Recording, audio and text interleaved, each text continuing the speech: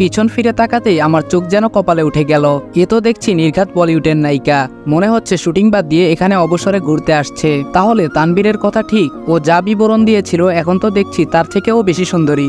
বাড়িওয়ালার মেয়ে চিৎকার মেরে বলল, ওই ছেলে, তোকে ছাদে আসার পারমিশন কে দিয়েছে? বাড়িওয়ালার মেয়ের চিৎকার মেরে বলাতে নিমিষেই ভাবনার বিচ্ছেদ ঘটে গেল এবং তার প্রতি উত্তরে বললাম, ইয়ে মানে আমি এখানের নতুন ভাড়াটিয়া। বাড়িওয়ালার মেয়ে বলল, তো ছাদে কেন আসলি?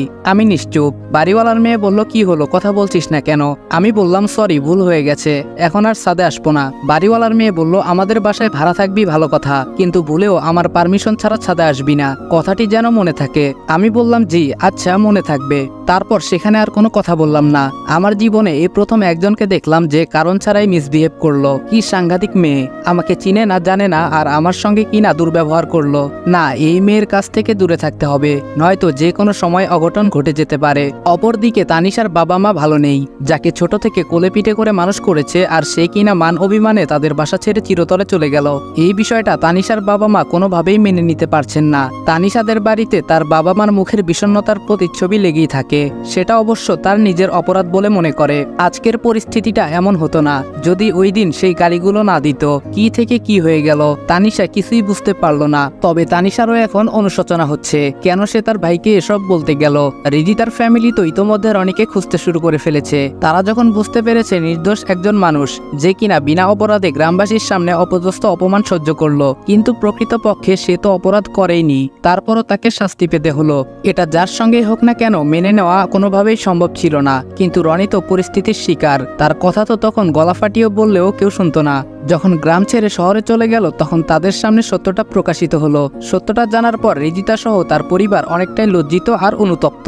অনুশোচনায় বারবার বিবেক নাড়া দিয়ে উঠছে তাদের, কিন্তু তাদের এই অনুশোচনা আর অনুতপ্ত সেটা এখন মূল্যহীন, আবেগ ছাড়া কিছুই না। এবার গল্পের বর্তমানে ফিরা যাক। আমি তানবীরের উদ্দেশ্য করে বললাম, দোস্ত, বাড়িওয়ালার মেয়েটার নাম কি বলতো? তানবীর বলল, বাড়িওয়ালার মেয়ের নাম শুনে তুই কি করবি? আমি বললাম, আরে ভাব ধরিস কেন, বলতে বলছি বল।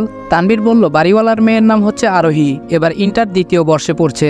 আমি বললাম, দোস্ত, তুই যা বলছিস একদম রাইট, দেখতে কিন্তু বলিউডের নায়িকাদেরও হার মানাবে, কিন্তু তার আচরণ একটুও ভালো না। বিকেলে একটু ছাদে ঘুরতে গিয়েছিলাম, আরোহী আমার সঙ্গে এমন দুর্ব্যবহার করলো দোস্ত, যা বলার মতো না। তানবীর বলল, আগেই বলেছিলাম বাড়িওয়ালার মেয়ে মানে আরোহীর সামনে পড়িস না, মেয়েটা কোনো ছেলেকেই সহ্য করতে পারে না। আমি তো আজ প্রায় 3-4 মাস এখানে আসছি, ভুলেও তো তার সামনে পড়ি না। আরোহীর বিষয়ে আঙ্কেল আমাকে আগেই বলেছে। আচ্ছা বাদ দে এসব, একটা কাজের কথা ছিল তোর সঙ্গে। আমি বললাম, কি কাজের কথা বল। তানবীর বলল, ঢাকা শহরে চলতে গেলে টাকার প্রয়োজন, কিন্তু তুই যদি কোনো কিছু না করিস তাহলে থাকা খাওয়া কোনোটাই হবে না। তাই বলছিলাম যে কোনো একটা চাকরির ব্যবস্থা কর, নয়তো আমার সঙ্গে পার্ট টাইম জব করতে পারিস, সেটাতেই তোর খাওয়া থেকে শুরু করে বাড়ি ভাড়া পড়াশোনার খরচ ভালোই চলবে। আমি বললাম, দোস্ত, আমার কোনো সমস্যা নাই, তাছাড়া তুই যে জব করিস সেটাতে ভাবাভাবির কোনো বিষয় নেই, তুই চাইলে কালকেই আমাকে জবে জয়েন করিয়ে দিতে পারিস। তানবীর একটু নিচু স্বরে বলল, দোস্ত, কিছু মনে করিস না, আসলে আমার সামর্থ্য নেই যে তোকে কদিন এমনি বসে খাওয়াবো, এর জন্য বাধ্য হয়ে চাকরির কথাটা বলতে হলো, তুই আবার কথাটাকে অন্যরকম ভাবে দেখিস না প্লিজ। আমি বললাম, আরে দোস্ত, কি সব আবল তাবল বলছিস? তুই যে আমার জন্য যতটুকু করেছিস এতেই অনেক, তাছাড়া বাস্তবতা কি জিনিস তা আমি ভালো করেই জানি। তুই আমাকে পার্ট টাইম জব নিয়ে দিতে চেয়েছিস, এতেই অনেক। এছাড়া আমাকে তো কদিন পর এমনিতেই চাকরি করতে হতো। তানবীর বলল, আচ্ছা, আমি তাহলে বসকে ফোন করে তোর চাকরির বিষয়টা কনফার্ম করছি। তানবীর এই বলে ফোন বাইরে নিয়ে চলে গেল। কিছুক্ষণ কথা বলে এসে বলল, দোস্ত, নো টেনশন, তোর চাকরি হয়ে গেছে, আর হ্যাঁ, কালকে গিয়ে কলেজে অ্যাডমিশনটা করিয়ে নিবি, কেমন? হ্যালো। আমি বললাম, ধন্যবাদ বন্ধু, আমি আসলে কল্পনাও করিনি ঢাকা শহরে অসময়ে এসে অ্যাটলিস্ট তোর কাছে এতটা হেল্প পাবো। বাড়ি থেকে রাকিবের কথা ভেবে ঢাকা রওনা দিয়েছিলাম এবং তার ওখানে গিয়েছিলাম। সে আমাকে আদর যত্ন করে খাওয়া দাওয়া করালেও যখন বললাম তোর এখানে 2টা দিন হয়তো থাকতে হবে, রাকিবের স্ত্রী আমার কথা শুনে রাকিবকে কি যেন একটা ইশারা করলো। তখন রাকিব নিমিষেই তার রং পাল্টাতে লাগলো এবং আমাকে তাড়ানোর বিভিন্ন রকমের বাহানা করলো। আমি তো আর ছোট বাচ্চা না যে তারা ইশারা করে কি বলল সেটা বুঝবো না। তারপর ওখান থেকে বাইরে চলে আসলাম। রাস্তার ফুটপাতে 2টা দিন নির্ঘুমে কাটিয়েছি, কারো কাছে যাওয়ার মতো কোনো রাস্তাই ছিল না, একা একজনকে কেউ বাসা ভাড়াও দিতে চাইনি। তারপর তোকে দেখে এক বুক আশা নিয়ে সবটাই যখন তোকে বললাম সেটা শুনে তুই ঠিকই আমার পাশে এসে দাঁড়ালি। ঢাকা শহরে উপকার করলে একমাত্র তুই করেছিস, তোর এই উপকারের কথা আমি জীবনেও ভুলবো না দোস্ত। এইটুকু বলেই থেমে গেলাম। তানবীর বলল, আরে সবাই কি বন্ধুর বিপদে পাশে থাকতে পারে নাকি? সবাই তো আর বন্ধুর বিপদে পাশে থাকে না। না, ওরা হচ্ছে সুসময়ের বন্ধু। আজ তোর সময় ভালো, সব বন্ধুই তোর পিছনে ঝুঁকে পড়বে। যখন কোনো বিপদের সম্মুখীন হবি তখন বুঝতে পারবি কে তোর আসল বন্ধু। তাছাড়া রাকিবের বিষয়ে যে কথাগুলো বললি এটা নতুন কোনো বিষয় না। আসলে এই ঢাকা শহরের মানুষজন তাদের আত্মীয় স্বজনরা তাদের বাসায় থাকবে তারা সেটা আশা করে না। যত তাড়াতাড়ি সম্ভব তাদেরকে ভালো মন্দ খাইয়ে বিদায় করে দেয়। তোর বেলাও তাই হয়েছে। আচ্ছা যাই হোক, এখন রাত প্রায় 10টা বাজে, খাবার খেয়ে ঘুমিয়ে পড়। আমি বললাম ওকে দোস্ত। তারপর রাতের খাবারের পর্ব শেষ করে ঘুমোতে গেলাম। চোখটা বন্ধ করলেও ঘুমের কোনো ভ্রুক্ষেপ নেই। বারবার শুধু কাকা কাকিমার কথা, তানিশার কথা খুব মনে পড়ছে। ছোট থেকে তাদের ওখানে মানুষ হয়েছি, কখনো বুঝতেই দেয়নি আমি এতিম। যখন তানিশা বলল আমি তাদের রক্তের কেউ না, কথাটা শুনে নিমিষেই সব কেমন জানি উল্টোপাল্টা হয়ে গেল। তানিশার কথাটা কি আদৌ সত্যি বলছে নাকি মিথ্যা? মিথ্যা হতে যাবে কেন, কাকাই তো আর মিথ্যা বলবে না। তাছাড়া এতদিন ভেবে আসছিলাম তারা আমার আপন কাকা কাকিমা, কিন্তু ভাগ্যের কি পরিহাস, সবটাই যেন স্বপ্নের মতো বদলে গেল। ভালো থেকো তোমরা, তোমাদের আমি আমার বাবা মার মতোই ভালোবাসি। আর হয়তো তোমাদের ওখানে যাব না। এসব ভেবে কখন যে ঘুমিয়ে পড়েছি তা নিজেও জানি না। সকালে ঘুম ভাঙলো তানভীরের ডাকে। তানভীর বলল দোস্ত উঠে পর, রেডি হয়ে নে, বস ফোন করেছিল, আজকেই তোকে নিয়ে যেতে বলছে। আমি বললাম ওকে, রেডি হচ্ছি আমি। তারপর তানভীরের সঙ্গে চলে গেলাম নতুন চাকরিতে। লক্ষ্য করলাম অনেক বড় একটা রেস্টুরেন্ট। এখানে সাধারণত বড় লোকরাই আসে, রেস্টুরেন্ট দেখেই বোঝা যাচ্ছে। তানভীর একটা ভদ্রলোকের সঙ্গে চাকরির ব্যাপারে কথা বলল। ওই লোকটাও আমাকে চাকরি দিতে অমত পোষণ করলো না। চাকরিটা হয়ে গেল। মাস শেষে স্যালারি নির্ধারিত করলো 15,000 টাকা। এ দিয়ে মাশাআল্লাহ আমার ভালোই চলবে, কোনো অসুবিধা হবে না। তানভীরকে আরো একবার ধন্যবাদ দিয়ে বললাম দোস্ত আজকে চল হাজি বিরিয়ানি খাবো। তানভীর বলল আমার কাছে টাকা নাই, আরেকদিন খাও মনে। আমি বললাম আরে ধুর, আমি তোকে খাওয়াবো। হাজার হোক চাকরি নিয়ে দিলি, ট্রিট তো তোর জন্য প্রাপ্যই আছে। রাতে বাইরে খাবার খেয়ে বাসার উদ্দেশ্যে রওনা দিলাম। গেটে আসতেই লক্ষ্য করলাম তালা ঝুলানো। এটা দেখে রীতিমতো অবাক হয়ে তানভীরকে জিজ্ঞেস করে উঠলাম দোস্ত গেটে তালা দেওয়া থাকলে কিভাবে রুমে যাব? রাত তো এখনো 10টা বাজে নাই, এর মধ্যে তারা গেটে তালা লাগিয়ে দিল। তানভীর বলল এই বাড়িওয়ালার মেয়ে আরোহী ইচ্ছা করে রাত 9টার সময় গেটে তালা লাগিয়ে দেয়। মেয়েটা বদমেজাজি প্লাস মিচকা শয়তান। দোস্ত টেনশন করিস না, আঙ্কেলকে ফোন করে জানিয়ে দিচ্ছি। এই বলে তানভীর বাড়িওয়ালা আঙ্কেলের কাছে ফোন করে জানিয়ে দিল। কিছুক্ষণ পরে বাড়িওয়ালা আঙ্কেল গেটে এসে বিনয়ের সুরে বলতে লাগলো বাবা তোমরা কিন্তু বিরক্ত হইও না প্লিজ। আরোহী মাঝে মধ্যেই গেটের তালা লাগিয়ে চাবি তার কাছে রেখে দেয়। আমি বললাম আঙ্কেল আরোহী এসব কেন করে? আঙ্কেল বললেন আরোহী চায় না এই বাসা থেকেও ভাড়া থাকুক, তোমাদেরও বাসা ভাড়া দিতাম না, কিন্তু তানভীর আমার পূর্ব পরিচিত ছিল, যার দরুন তাকে আর না করতে পারিনি। আচ্ছা বাদ দাও এসব কথা, এই চাবিটা তোমাদের কাছেই রাখো, মাঝে মধ্যে আরোহী যদি তালা লাগিয়ে দেয় তো তার ডুপ্লিকেট চাবি এইটা। আঙ্কেল এই বলে গেটের ওপাশ থেকে চাবিটা তানভীরের হাতে দিল। তারপর তিনি রুমে চলে গেলেন।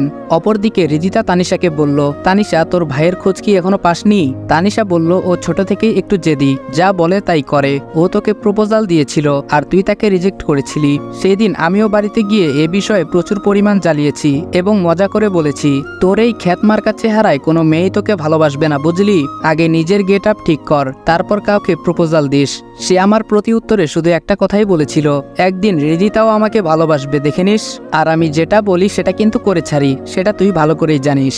সেদিন থেকে তোর পেছনে ও কাঁঠালের আঠার মতো 2টা বছর লেগে থাকলো, কিন্তু তুই তো কোনো রেসপন্স দিলি না। তাহলে একবার ভাব তার জিতটা কেমন। আর আমি যদি টেলিভিশনে সিরিয়াল দেখি ও গিয়ে ক্রিকেট খেলা দেখবে, নয়তো মুভি দেখবে, তবুও আমাকে কিছু দেখতে দিবে না। টেবিলে খেতে বসলে আগে ওকে দিতে হবে, তারপর আমি খেতে পারবো। সব সময় এমন প্যারাই দিত। রিদিতা বিশ্বাস কর মাঝে মধ্যে মনে হতো আমাদের বাসা থেকে ও চলে যাচ্ছে না কেন, চলে গেলে হয়তো একটু শান্তি পেতাম, কিন্তু ও এমন বিহেভ করতো যেন আমার আপন ভাই। তাছাড়া রনিও জানতো না যে ও এতিম। তোদের সেই ঘটনা ঘটে যাওয়ার পর আমি রেগেই সবকিছু বলছি, তুই আমাদের রক্তের কেউ না, অনেক জ্বালিয়েছিস, এবার আমাদের বাসা ছেড়ে যেদিকে খুশি সেদিকে চলে যা। ও সেটাই করলো, আমাদেরকে ছেড়ে চলে গেল ঠিকই, কিন্তু তার সব মেমোরিজ গুলো আমাদেরকে এখন এমন কষ্ট দিচ্ছে সেটা তোকে বলে বোঝাতে পারবো না। এই বলে তানিশা চোখের পানি মুছে নিল। তানিশার কথা শুনে রিদিতার যেন হৃদয়ে রক্তক্ষরণ হতে লাগলো। তার জন্যই তো সব ঘটনা ঘটেছে। এসব ভেবে রিদিতা নিজের মধ্যেই অনুতপ্ত হচ্ছে। তারপর নিজেকে সামলে নিয়ে বলতে লাগলো তাহলে কি তোর ভাই গ্রামে আর আসবে না? তানিশা বলল আমার মনে হয় না যে ও আমাদের গ্রামে আসবে। রিদিতা কথাটা শোনা মাত্রই যেন তার সব আশা নিমিষেই শেষ হয়ে গেল। রিদিতা মনে মনে তাকে নিয়ে ভালোবাসার বীজ বপন করেছিল ঠিকই, কিন্তু তানিশার কথাতে সেটা নিমিষেই ভেঙে চুরমার হয়ে গেল। তারপরও কেন জানি তার অপেক্ষায় থাকবে রিদিতা মনে মনে সিদ্ধান্তে উপনীত হলো। এভাবে তাদের দিন কাটতে লাগলো। কথায় আছে না, দাঁত থাকলে কেউ দাঁতের মূল্য বোঝে না, তেমনি রনি চলে যাওয়াতে রিদিতার ভালোবাসা একটু বেশি বেড়ে চলেছে। একদিন হুট করেই শফিক সাহেব তার স্ত্রীর উদ্দেশ্যে বলে উঠলেন, এই রিদিতার মা, একটা খুশির খবর আছে। রিদিতার মা বলল, কি খবর বলো। শফিক সাহেব বললেন, রেহেনা আপা আমাদের রিদিতা মামুনিকে পছন্দ করেছেন, বিয়ের কথাও বলেছেন। রিদিতার মা বলল, ওহ, তার মানে রেহানা আফার ছেলে নিলয়ের সঙ্গে আমাদের রিদিতা মামুনির বিয়ের কথা উঠেছে। শফিক সাহেব বললেন, হ্যাঁ, আমি বাজারে যাচ্ছিলাম, হঠাৎ রেহানা আপা আমাকে ডেকে বাসায় নিয়ে গেল এবং খাবারের পর্ব শেষ করে রিদিতা মামুনিকে নাকি রেহানা আফার অনেক পছন্দ, তাই রিদিতা মামুনিকে নিলয়ের বউ করে নিয়ে যেতে চায়। রেহানা আপার কথা শুনে তার প্রতি উত্তরে আমি শান্ত গলায় বললাম, আপা আমি আগে আমার মেয়ের মতটা শুনি, তারপর আপনাকে জানাচ্ছি। এই বলে তাদের বাসা ত্যাগ করে বাসায় আসলাম। এখন বলো, নিলয়ের সঙ্গে আমাদের রিদিতা মামুনিকে কেমন মানাবে। রিদিতার মা বলল, নিলয় তো দেখতে শুনতে ভালো, কিন্তু তার আগে রিদিতাকে জানাও সে কি মত দেয়। শফিক সাহেব বললেন, হ্যাঁ, ভালো একটা কথা বলেছ, আগে রিদিতাকে বলতে হবে। শফিক সাহেব তার স্ত্রীর সাথে এসব কথা আলোচনা করছে। এর মধ্যে রিদিতা কলেজ থেকে ফিরল, কিন্তু তার মুখ ভার। শফিক সাহেব তার মেয়ের মুখটা ভার দেখে বলে উঠল, রিদিতা। রিদিতা বলল, জি আব্বু বলো। শফিক সাহেব বললেন, মা আমরা একটা সিদ্ধান্ত নিতে চাচ্ছি, কিন্তু এখানে তোমার মত লাগবে, তাহলেই আমরা এই বিষয়ে এগুতে পারবো। রিদিতা বলল, আব্বু কি সিদ্ধান্ত নিয়েছো। শফিক সাহেব বললেন, সিদ্ধান্তটা হচ্ছে আমাদের রিদিতা মামুনি তো এখন অনেক বড় হয়েছে, তার জন্য বিয়ের সম্বন্ধ আসছে, আর এখন তাকে বিয়ে দিয়ে আমাদের বাসা থেকে বিদায় দিতে চাচ্ছি। শফিক সাহেব কথাটি হেসে খেলে বললেও রিদিতার মনে ইতোমধ্যে তোলপাড় শুরু হয়ে গেছে। এমনিতেই কলেজে তানিশার কথা শুনে রিদিতার মন খারাপ হয়ে আছে, এর মধ্যে আবার তার বাবা এসব বলছে। রিদিতা নিজেকে সামলে নিয়ে তার বাবাকে বলল, আব্বু তুমি যদি জোর করে কারো কাছে আমার বিয়েটা দাও তাহলে তোমার মেয়ে হারাবে, এইটুকু মনে রেখো। শফিক সাহেব তার মেয়ের কথা শুনে থতমত খেয়ে তার স্ত্রীকে জিজ্ঞেস করলো, এই তোমার মেয়ে কি বলছে বলো তো। আমি শুধু বিয়ের ব্যাপারে একটু বললাম, আর এতেই আমি নাকি মেয়ে হারাবো, এটা কেমন কথা। রিদিতার মা বলল, আমার মনে হয় রিদিতা কাউকে পছন্দ করে, এর জন্য বিয়ের কথা শুনেই রিয়াক্ট করতে শুরু করেছে।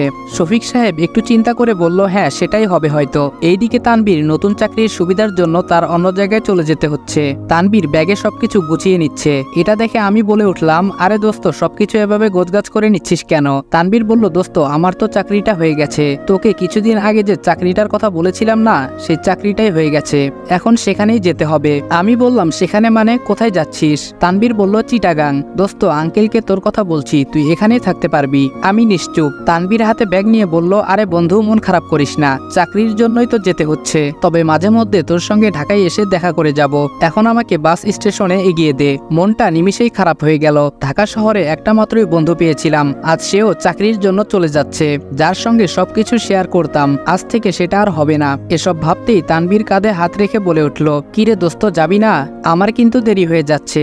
আমি বললাম, হ্যাঁ যাচ্ছি চল। এই বলে তানবীরকে বাস স্টেশনে নিয়ে গেলাম। তানবীরকে বাসে তুলে দিয়ে আসতে লাগলাম। পেছন দিক থেকে তানবীর বলে উঠল, দোস্ত ভালো থাকিস, আর মাঝে মধ্যে ফোন দিস, ভুলে যাস না কিন্তু। আমি বললাম, না রে দোস্ত, তোকে ভুলবো না, তুইও ভালো থাকিস। এসব কথা শেষ করতে গাড়ি স্টার্ট দিল। তারপর তানভীরকে বিদায় দিয়ে বাসায় আসলাম। আরোহী দরজার সামনে দাঁড়িয়ে থেকে বলতে লাগলো, তোর বন্ধু চলে গেল, তাহলে তুই এখানে কেন আটকে থাকলি, তুইও চলে যেতি তোর বন্ধুর সাথে। আরোহীর এমন ধারা কথা শুনে মনটা চাচ্ছে তার গালে কয়েকটা কষে থাপ্পড় মেরে দেই। কথায় আছে না, সব চাওয়া পূরণ হয় না, সেটা ভেবেই নিজের রাগ কন্ট্রোল করলাম। তারপর কোনো কিছু না বলে এক পা সামনে বাড়াবো, এমন সময় আরোহী পেছন দিক থেকে এমন একটা কথা বলল যেটা শুনে নিজের রাগ কন্ট্রোল করতে পারলাম না।